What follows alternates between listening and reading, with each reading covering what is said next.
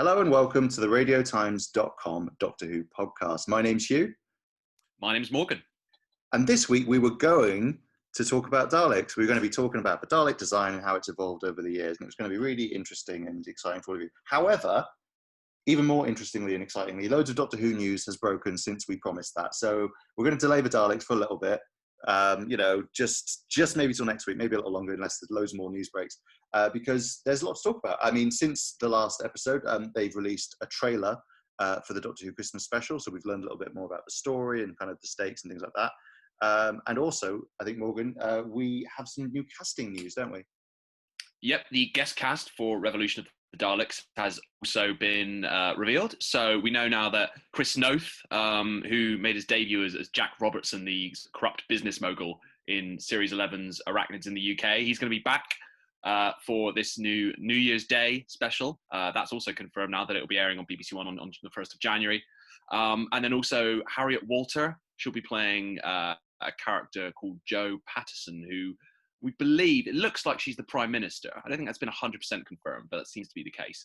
And then also Nathan Stewart Jarrett, who you might know from Misfits and a bunch of other series. He is playing a character called Leo Ragazzi. So yeah, quite a great guest lineup as well.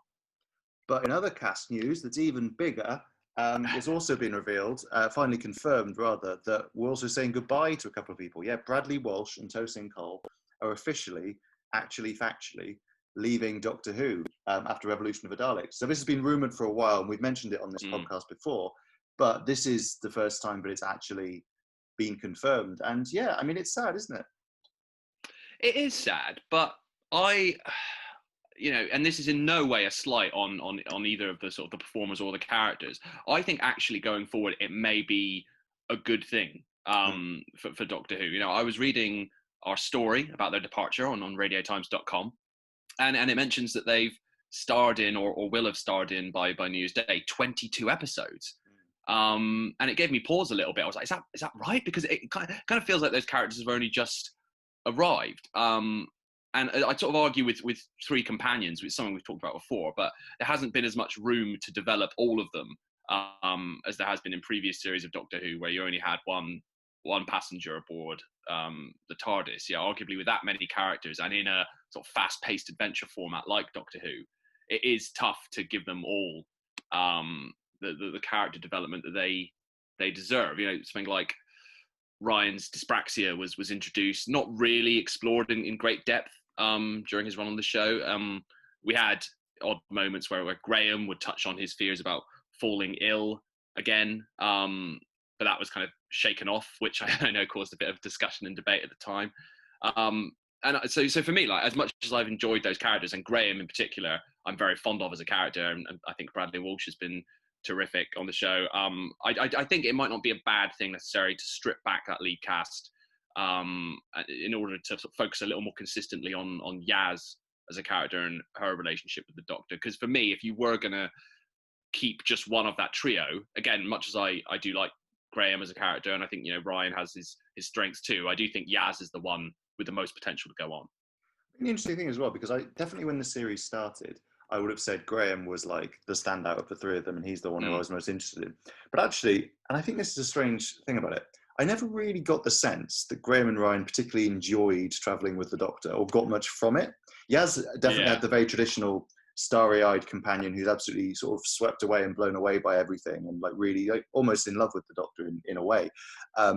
But Graham and Ryan, it's sort of like they sort of seemed quite reluctant to go, and they complained a lot, which was quite funny because it was just, you know, Graham was sort of being like, oh yeah, Doc, thanks for showing us these amazing things, but my back's killing me. It was always a bit of that, like, oh, I'm starving, when are we gonna have a sit down? And it was just like, why are you here? Like, you when Ryan seemed much happier when they went home and he played basketball with his friends. yeah, no, that's true. And as much, I think that sort of those personality traits of Graham, they work as part of an ensemble. But again, if you're gonna lose two of those three companions, I don't think the dynamic would work with just the 13th Doctor and Graham. I think if you're gonna just keep one of those companions, I think Yaz is the smart choice to go for. Although having said that, you know, talking about will there now be sort of more breathing room, more space to develop Yaz as a character, it is possible, of course, that there could be a new companion or This is- companions. This is what I was thinking about, because it does seem a bit drastic to go from like 4 lead characters to 2, drop 3 companions to 1. And although that's kind of, it would, in a way, I think it's what I might prefer, because we've not really had that 1 Doctor, 1 companion dynamic since, I mean, kind of the early days of Pearl Mackie, I suppose. You know what I mean? Like, which is a good, which isn't that long ago, but it's like 3 years ago. So that's kind of interesting to me. The idea of, this Doctor and Yaz, just the 2 of them, you feel like you could explore them a lot more, and it could be a really great series. That said, would that be their big thing for season 13? Would they be like, all we're advertising for season 13 is we've lost 2 characters and we haven't gained anything? Do you know what I mean? And I'm sort of like, this is the opportunity for them to kind of breathe a bit of fresh life into it. That's always the thing with a recasting, isn't it? It's big publicity. Oh, here's the new companion, drums up excitement about the series. Like, it feels like, would they pass that up? I don't know. Yeah, well, it's something Stephen Moffat, I think, talked about, and that we've talked about on this podcast before, this idea that pretty much, not always, pretty much every series of Doctor Who from the 2005 relaunch onwards, there would always be something new on which to sell it. So either, more commonly a new companion, but also sometimes a new Doctor. There was always one of the 2. And you're right, it's an odd thing to sell Series 13 on, just the fact that there's 2 fewer lead cast members. It does feel like maybe you want to throw in something fresh and new. I think as well, there's maybe an assumption that we'll get at least 1 new companion to even up the gender balance and maybe introduce a male companion. I think that's the assumption. That may not necessarily be the case. It may well be that there is just a female Doctor and a single female companion. They could even, introduce another companion who's, again, female or non-binary, anything. It's kind of all up for grabs. I think there's an assumption that there's going to be a new male companion, and it may not be the case. It's interesting, isn't it? Because I think Chris Chibnall's spoken before about how, like, he kind of wanted there to be something for everybody in his TARDIS team lineup. He kind of wanted to appeal to different different generations and different people. And so you do sort of wonder whether he's going to try and do that again by adding someone else in. But equally, they are filming at the moment, and we haven't heard any rumours. Do you know what I mean? We haven't heard anything. I mean, unless I've just not been looking at the right corners of the internet. But we haven't heard any sort of whispers about it. And you feel like now that they've announced this big departure, it could be that they'll announce something if it is there. But maybe they're just not going to. I mean, maybe there's another thing in this series that we don't know about that is going to be the big hook, like you said. Like, I'm not sure if we want to give it away yet, but there's been some leaked filming photos which hint at some things happening, which look quite interesting. So maybe that would be a hook, some returning monsters, stuff like that. Maybe there's like something else, maybe the fact that they're doing a series under coronavirus restrictions is interesting enough. Maybe, to be honest, they would have had a new companion, but now maybe won't, because they want to keep things as simple as possible. I mean, you never know. No, I think there's definite upsides, as I was saying, to just having a single Doctor or a single companion with the Doctor, in that it will allow more room for sort of character development and that one single character arc. And like you said, there are other ways in which to kind of drum up interest and to have that novelty value. So with the last series 12, it was the same Doctor, same companions, but you had Sacha Dhawan as a new version of the Master, which was kind of initially, at least, that was kind of like a big selling point for that series. So something like that is a possibility. It's a possibility as well. I suppose, though, before they depart, we should talk a bit more about Graham and Ryan and maybe some of our favourite moments from their Doctor Who tenure. You're doing it, mate. Yeah, that's a good one. That's a really good question. I mean, I feel like Graham's had some really good bits. I'm trying to think of my best Graham moments. I think he definitely, in the first series, he definitely stood out quite a bit. I also quite enjoyed the episodes where you'd sort of realise Bradley Walsh had to do some filming for The Chase. So he's not with the rest of the cast, and he'd just sort of be off doing in a different room with a different guest character, chatting to them for no reason. I always quite enjoyed that. No, it's a really good question. I'm trying to think of the best moments for them. I loved, obviously, apart from the soft shoe shuffle. But for me, the old soft shoe shuffle. For me, because that's the thing, is that Bradley Walsh is a very talented comic performer, and Graham often is a very funny character. But I actually enjoyed it when he got to show off some of his dramatic chops and show that he could play it a little more straight. So it's not necessarily my favorite episode, but in Battle of Ranskorav Kolos, you have that moment where they've sort of twigged that Tim Shaw is on the planet, and Graham has a sort of face-off with the Doctor. and he's sort of saying, I'm going to kill this thing that killed my wife. And the Doctor essentially says, look, if you do that, you're off the TARDIS. And he's just like, yep, fine. I'm going to do it anyway. Right. And I, my back's killing me. Like, once I've had a sandwich. No, but like, I did like those moments where Bradley Walsh got to, as I say, kind of demonstrate that he is a capable dramatic actor as well as being very funny on screen. Yeah. I mean, that kind of reminds me of in another episode, which a lot of people really liked. I wasn't such a fan of it. It Takes You Away. I think the acting he does with Sharon D. Clarke in that episode is really moving. Like, I thought that was really sweet. And also in, actually, we mentioned Arachnids in the UK. There's that scene when he goes back to their house on his own and sort of thinks he sees her ghost or whatever, and then kind of just looking around. Like, all that stuff worked really well. I actually think it's a shame that they didn't do as much of that in Series 12. I mean, I guess they kind of wanted him. He had to have kind of accepted Grace's death and moved on a bit. But I think he did struggle a bit with that. You know what? I think the equivalent for Ryan is probably actually Resolution.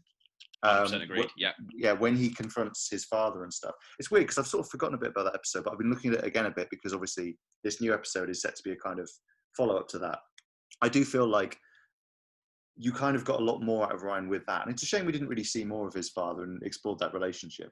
I think this is the thing, though, we've said this before, it never quite felt like with the three companions, there was enough room to kind of play around with it. I mean, if you look back at Bill, say, we only got a tiny bit of time to talk about like her backstory. Like we sort of knew about her mum and we knew about her stepmom who wasn't very nice.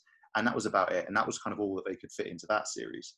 And it's like, but that was a longer series, 12 episodes rather than 10. And also there weren't as many characters around. Obviously Nardole was there as well, but he wasn't in every episode. So it was a little different. I do feel like there's a few threads with them that I would have liked to explore a little bit more. Although maybe they will be in this last episode. Who knows? Well, yeah, I hope so. I think as well, it's about getting a better sense of each character's individual relationship with the Doctor. So having that, Nardole was kind of in and out, but I think you got a real sense of the 12th Doctor's relationship with Bill and how it was different to his relationship with Clara, say, and different, and it was different to previous Doctor's relationships with their companions. And I don't feel like it's quite as solid, how the Doctor interacts with Graham or how the Doctor interacts with Ryan. I think the relationship that is the best established as well is the Doctor's relationship with Yaz. Like you say, you kind of go, what's their dynamic, and you go, well, yeah, like you say, Yaz is kind of enamored with the Doctor, is a little bit sort of starry-eyed and almost, or some would say literally, in love with the Doctor. And that's kind of their dynamic, that Yaz is wowed by the Doctor. And I don't feel like, particularly, I never felt like the show really dug into what the Doctor's dynamic with Ryan was, which is a shame, because when he is given the material, I think Tosin Cole is fantastic, and I agree. I think Resolution is probably his finest hour. That scene in the cafe where he's kind of taking his absentee dad to task. I remember watching that and going, "This is great! Like, he's really good in this scene." And we haven't seen this Ryan much, if at all. He was pretty good actually in the very first episode as well, The Woman Who Fell to Earth. I think he was good in that one. Yeah, no, he's definitely like had his moments elsewhere, but I do feel like Yaz got the lion's share of the dramatic development. Bradley Walsh's Graham had some nice moments and dramatic moments, and got to be very funny throughout. And I feel like Ryan had a few kind of little like episodic arcs, but I don't feel like we dug into him as thoroughly. I'd say he came off like the most underserved of the three.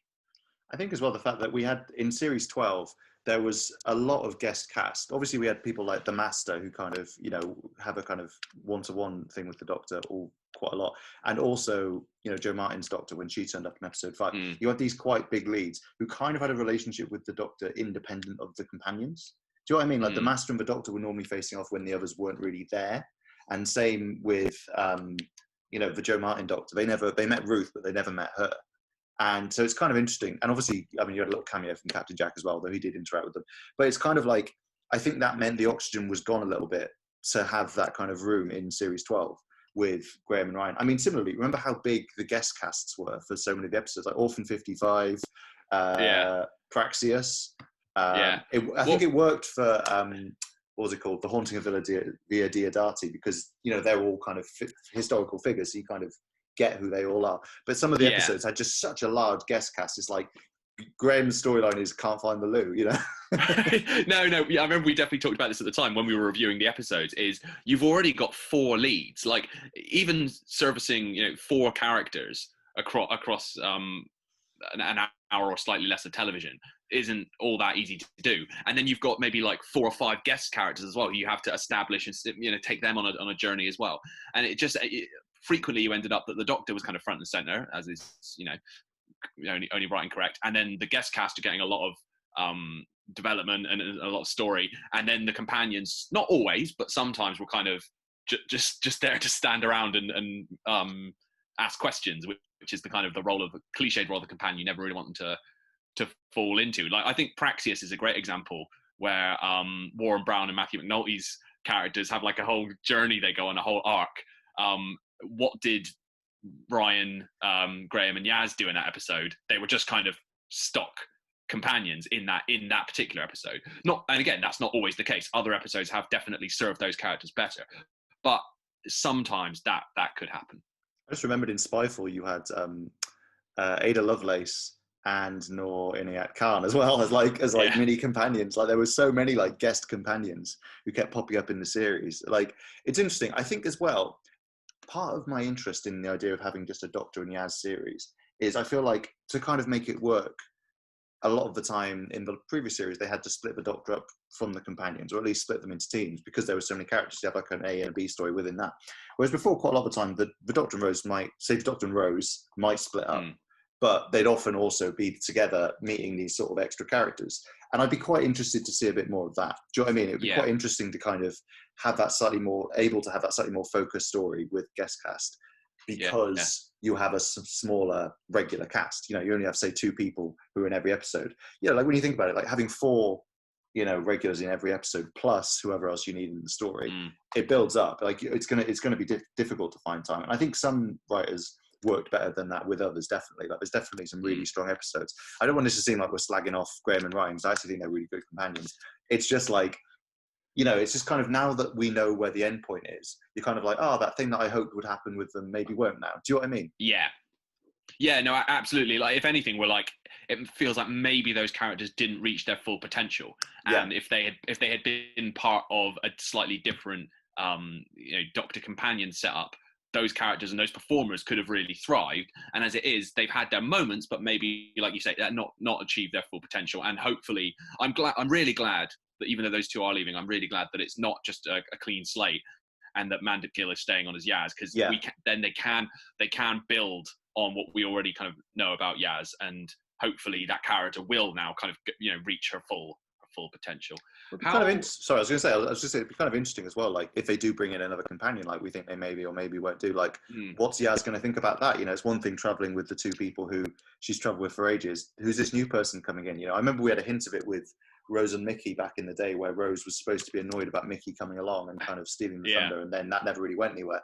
And I'm sort of like, we've never really had that kind of one companion resenting another companion, at least initially. You have it a little bit with ex-companions bickering or whatever. I don't know, I feel like that could be kind of quite a fun way to kind of tell the story. Yeah, no, it'd be interesting, because Yaz is quite enamored with the Doctor and is so close with the Doctor. Someone else coming in, how she would feel about that is definitely something that would be fun to explore. Definitely. How do we think Graham and Ryan will leave, though, in Resolution of the Daleks? Revolution of the Daleks. So confusing. Revolution. Ryan was kind of saying, maybe we should think about ending like about 5 episodes in to the series. So I can imagine him wanting to just sort of go and have a more normal life. I don't know. It's interesting, because you basically, the only thing we know about it is Chris Chibnall, as I said, it's very emotional. And obviously any companion leaving is emotional, and especially if Yaz is carrying on, it could be quite like, whatever. But you do wonder if there's going to be a tragedy. Like we've heard Graham being worried about his cancer coming back or whatever. There's a lot of Daleks around. I think you had an idea for what could happen. It's an idea, but it wasn't one I'm particularly enamored with, which was I could see them doing something where Graham was worried that his he could fall ill again. And could something like that happen? He finds out that actually his cancer has returned, but then he ends up sacrificing himself to save the others from the Daleks in a heroic exit. And then off the back of that, Ryan is so devastated that he's lost his granddad that he decides to stay on Earth. And actually, the seeds have been sown for Ryan to leave, I think, already. You know, in series 12, you know, those his dynamic with his friend, and sort of saying, you know, oh, you've sort of turned your back on us a little bit. When are you going to come back and you know, and care for your friends? So that would work. And also, you know, they are up against the Daleks. You kind of, if there aren't sort of high stakes and sometimes, you know, kind of consequences, the Daleks can sometimes feel a bit like a you know, like they're not as formidable as their reputation suggests. So maybe something like that would help to really kind of establish them as formidable foes. And also, don't forget, you know, Chris Chibnall wrote Exit Wounds for Torchwood and killed off Tosh and Owen in sort of heartbreaking fashion. So I don't think you should rule out a tragic death for Graham and or Ryan. Well, we've not really had a companion death for a while. I mean, I guess Grace died in the very first episode of Jodie Whittaker's tenure, but she wasn't quite a companion yet. Yeah. And then sorry. We did have Bill become a Cyberman and then die, but then get resurrected as a sort of, you know, intergalactic puddle lady. So that was and fine, Clara was frozen in time, and River Song was living in a pen or whatever. And you know, there's usually somewhere around it. Parallel universe. Oh, you've lost your memory. You know, it's just Adric. Just Adric gets to die. I guess it'd be. I mean, to be honest, the idea you had about Graham being ill and then sacrificing himself is almost a get out in terms of like, it would be sad, but it would have been not as sad because it wouldn't have happened anyway. Like, I do feel like it would be kind of a downer if Graham or Ryan died in the episode and then the Doctor's like, this right, is off we why go. Yeah, well, this is why I'm not so enamored with that idea. Like, I there's a sort of neatness to that idea, that Graham idea, but also I just think, do I really want to see Bradley Walsh, you know, a terminally ill Bradley Walsh, you know, be horribly exterminated on New Year's Day? Not particularly. It'll set the tone for the year very well, I think. yeah. Oh yeah, they definitely filmed this. Oh no, they filmed it in 2019 actually, so it's not a product of 2020. So that's one option. But also something else that occurred to me was we sort of haven't really talked about the Captain Jack Harkness of it all. Oh yeah, that's true. Which is one theme of this episode, and it was something that cropped up in the trailer, is you know, being separated from the Doctor, which is something that at the moment Yaz, Graham and Ryan are all separated from the Doctor after the events of the Timeless Children, and Captain Jack is there to say, you know, you never get to choose, or it's something along the lines of, you know, you might not get to choose when the Doctor leaves you, and that kind of thing, and which is obviously something he has experience with. So maybe it'll be more of a kind of Captain Jack or Rose's original departure style of exit, where Graham and Ryan are cut off from the Doctor and Yaz for some reason. Yeah, maybe Yaz is the only one of them can reach the Doctor in her space prison and to save her, but then once they've done that, they can't return to Earth, or, you know, something along those lines. And Jack's presence would play into that nicely, because he kind of set the scene for this idea of you may be torn asunder from the Doctor at any time. Well, that feels like that's the kind of going to be a big theme of the episode, doesn't it? Because it's like definitely he can relate to Yaz about like missing the Doctor and wanting the Doctor back. And it looks like in the trailer, Yaz is kind of trying to learn how to use the TARDIS, or try and work out the TARDIS that they have, how it works possibly, or trying to track down the Doctor anyway.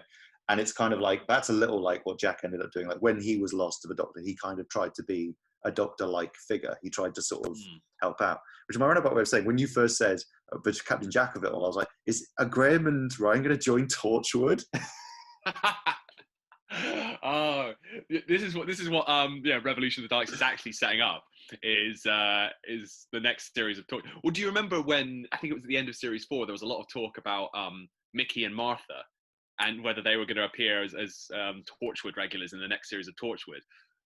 They were supposed to. Yeah. Well, no, they were briefly supposed to, right? So maybe this is all setting up a relaunch of Torchwood, starring John Barham and Bradley Walsh and Tosin Cole. I mean, what a world. That would be great. Could put that energy out into the universe. Just, you know, Ryan sort of sulking as he has to meet another alien. But yeah, no, I think it could be interesting. I'm kind of really interested to see how they're going to play it. Like you said, that, I mean, there is also the other option that maybe they won't be gone for good. I mean, we know that Tosin Cole has another gig doing an American courtroom drama, which I think he's currently filming, actually. But I do think that there's been a suggestion, rumours and stuff, that it might not be the last we see of the characters in. Like, they might be kind of a Martha Jones situation where they would like pop back for an episode. So, it could be that they do leave peacefully. They kind of just like, you know what, we're done with this. But you know what, Yaz, stay in touch. And then maybe, on an Earth-set episode, Bradley Walsh could still take a part of it. Because, like, he does seem to genuinely really love being part of the show, Bradley Walsh. And, like, you can see why he'd not want to do it, because it seems like it's been an insane, stressful, like, scheduling issue for him. But, maybe he could guest star. He could do a couple of weeks here and there, possibly. And that might be kind of a nice way to kind of not lose them entirely. Although this isn't something that, I necessarily think would happen or know anything about. But I'm just kind of like, it would be kind of nice to still have that connective tissue to the original fam. Because, is it still the fam if it's not those three people? Is the Doctor going to add people? Is the Doctor going to stop saying that? I think what Jodie Whittaker said is that the fam as a 4 is no more, but that seems to suggest that it's still a fam with just the two of them. If there's a third or a second companion added to make it a trio, it'll just be a new fam. So I don't think we're done with the fam quite yet. Like or loathe that term. Yeah. But what do you think? I mean, do you think that we're in line for a new companion? I'm sorry, I'm asking our listeners now, not Morgan. Do you have any ideas about who'd be a good new companion? We've got an article on radiotimes.com listing some of our runners and riders, which you can have a look at if you want. But you might have a different opinion. Do you think they shouldn't have any new companions? They should just stick with Yaz? And also, what do you think might happen in Graham and Ryan's exit? We have just under a month before we actually find out. So, make it snappy. If you're listening to this in 2021, you're too late. Time has passed. Watch it on iPlayer. It's there now. It's not there now, but whatever. Anyway, we'll hopefully be back next week actually talking about the Daleks like we promised, unless there's any more massive news. David Tennant returns. The Zygons get their own spin-off. Any of that. That would be great, actually. Let Zygons be Zygons. There you go. Animated spin-off coming to YouTube. Yeah. If any of that happens, then sorry, we'll be talking about that. But yeah, hopefully we're talking about the Daleks. Until then, I've been Hugh. I've been Morgan. And like Bradley Walsh and Tosin Cole, this is us saying goodbye. Goodbye.